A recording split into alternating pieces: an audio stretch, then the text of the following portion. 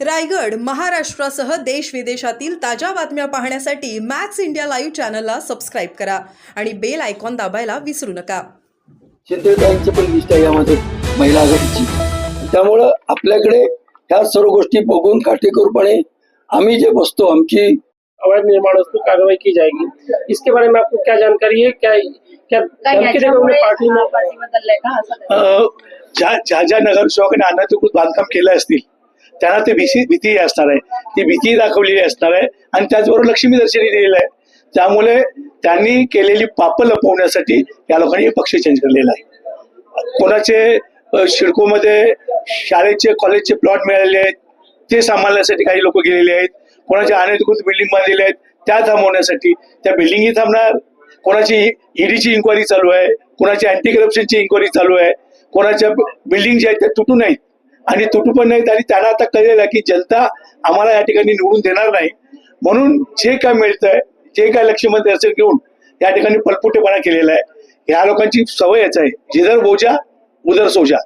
तर येणाऱ्या भविष्यामध्ये या लोकांना नवी मुंबईची जनता जो मतदार राजा आहे तो त्यांना त्या ठिकाणी त्यांची जागा दाखवल्याशिवाय त्या ठिकाणी राहणार नाही. मला आपल्या माहितीकरता सांगतो, ठाकरे हा ब्रँड आहे. 40 आमदार गेल्याच्या नंतर पण पक्षाला काही फरक पडला नाहीये. तर हे जे लक्ष्मी दर्शन घेऊन जे 6-7 जे नगरसेवक चाललेले आहेत त्याच्याने या नवी मुंबईमध्ये काहीही फरक पडणार नाहीये. उद्धवजी बाळासाहेब ठाकरे पक्ष जो आहे शिवसेना पक्षाचा तो या ठिकाणी येणाऱ्या निवडणुकीमध्ये सर्वांपेक्षा पुढे असणार आहे. कारण जनतेचा विश्वास हा आदरणीय उद्धवजी बाळासाहेब ठाकरेंवर आहे. कारण आता जनतेला कळलेलं आहे की या महाराष्ट्राचं आणि या देशाचं राजकारण खोक्याच्या पाठीमागे चाललेलं आहे आणि हे खोक्यामुळे लोकशाही संपायला आलेली आहे. या ठिकाणी महाराष्ट्राचे कितीतरी जटिल प्रश्न आहेत. या लोकांकडे पदाधिकारी नाहीत, कार्यकर्ते नाहीत, म्हणून खोके देऊन त्या ठिकाणी या लोकांना विकत घेतले जात आहेत. आणि हे जे खोके घेऊन जे लोक जात आहेत ह्यांना ना शिंदे साहेबांची देणे गेलं आहे, ना कुठल्या नेत्याची देणे गेलं आहे, ना कुठल्या पक्षाची देणे गेलं आहे. त्यांचं फक्त एकच उद्दिष्ट आहे, आम्हाला लक्ष्मी दर्शन झालं तर आम्ही कुठेही जायला तयार आहोत. अन्य पक्षाच्या नेत्यांनी जर त्यांना ज्या समोरच्यांनी जेवढे खोके दिले त्याच्यापेक्षा आणखी जास्त खोके दिले तर उद्या तिथेही पडणार आहेत. त्याच्यामुळे आपण पाहिलं असेल आवटे असेल, मांडवे असेल, हे लोक मनसेतून काँग्रेसमधून या पक्षातनं त्या पक्षात, त्या पक्षातनं त्या पक्षात फक्त स्वतःसाठी हे लोक या ठिकाणी काम करतायत. ना नेत्याशी त्यांची एकनिष्ठता आहे ना पक्षाची एकनिष्ठता आहे.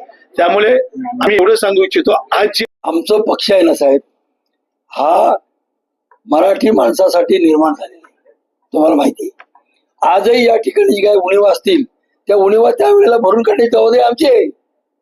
जर आमची महाविकास आघाडी आहे तर आम्ही त्यांना सहकार्य करू. आता त्यांचा अध्यक्ष नेमण्याची जबाबदारी त्यांची आहे. येणाऱ्या निवडणुकीमध्ये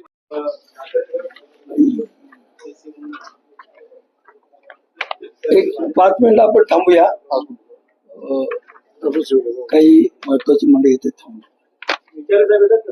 विचार साहेब थोडं दुसऱ्या मीटिंग मध्ये आहेत, ते आटोपले की येतील.